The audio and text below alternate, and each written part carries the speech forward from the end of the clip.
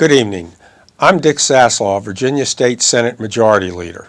And I'm Mamie Locke, Virginia State Senator from Hampton.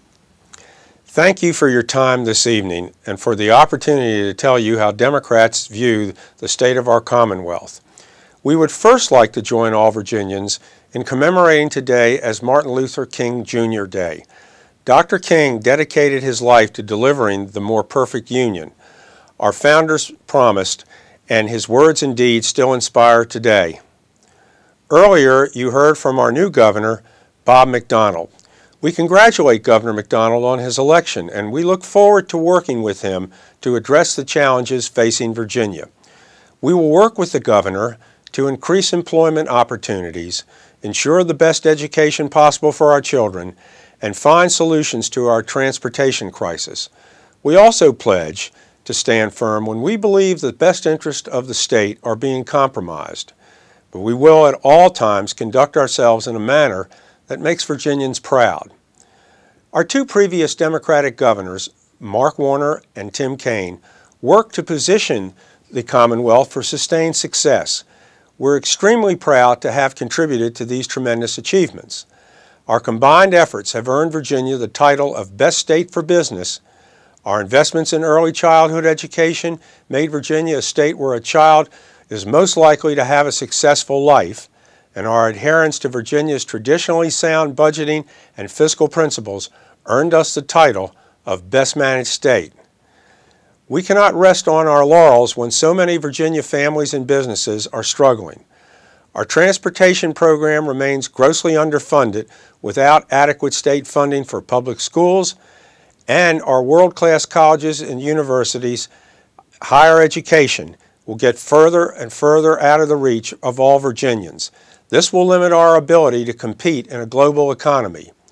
We also face new challenges brought on by the worldwide economic slowdown that began nearly 3 years ago. An unacceptable number of Virginians are out of work, which is why creating and retaining jobs in all parts of the Commonwealth remains our top priority. Virginia has certainly felt the effects of the current recession. Since 2007, we have cut $7 billion in spending from the state's budget without increasing taxes. Unlike the federal government, we must balance our budget annually. Strategic cuts have been made to minimize the impact on critical state services. But now we've reached the point where the additional cuts can and will cause the loss of both services and jobs. 1 month ago, Governor Kaine proposed a balanced budget that included significant budget cuts. Governor McDonnell has declared the entire plan dead on arrival. Please understand what that declaration means. By rejecting Kaine's plan, Governor McDonnell is forcing $2 billion in additional cuts that will now total $4.3 billion instead of $2.3 billion.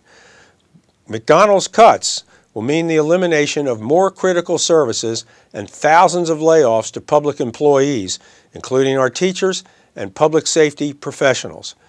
We await Governor McDonnell's detailed plan on how he would make his additional $2 billion in cuts.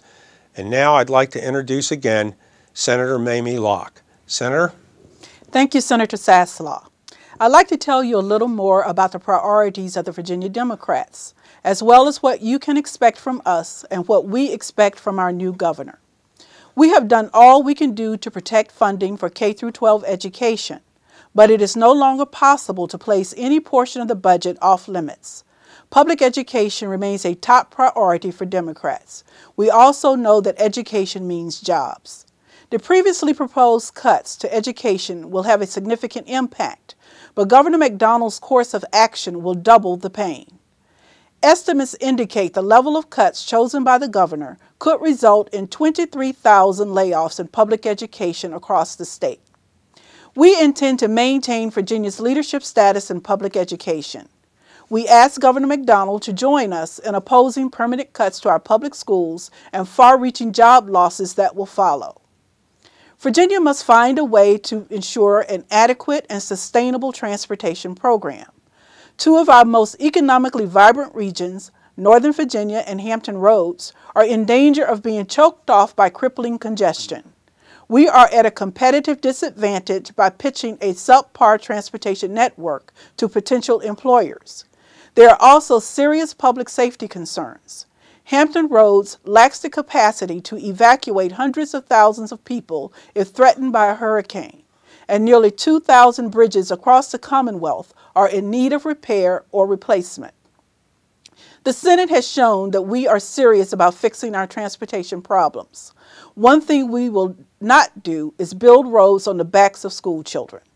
We look forward to working with Governor McDonnell as he leads his fellow Republicans to address this problem that should have been fixed long ago.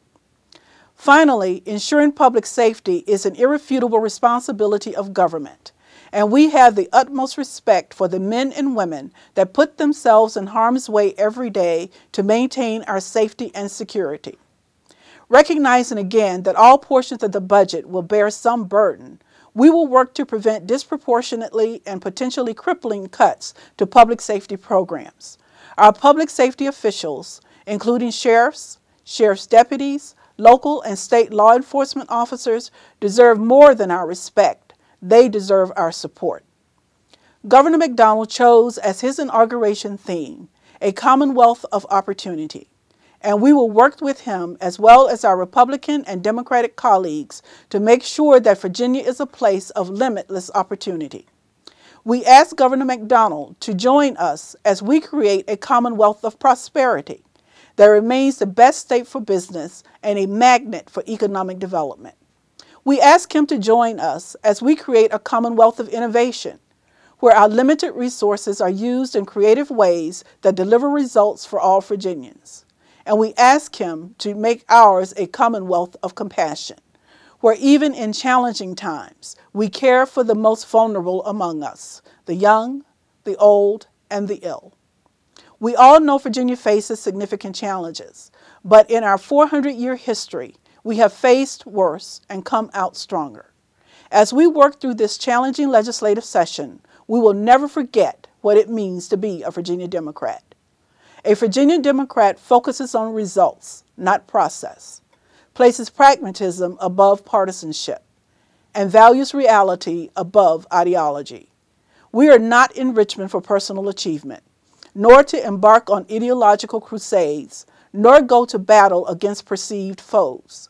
You have sent us here with an expectation that we will maintain the progress made in recent years and continue to move the Commonwealth forward, even in difficult times. And that is what we will do. Thank you again for letting us share our perspective with you. Good night.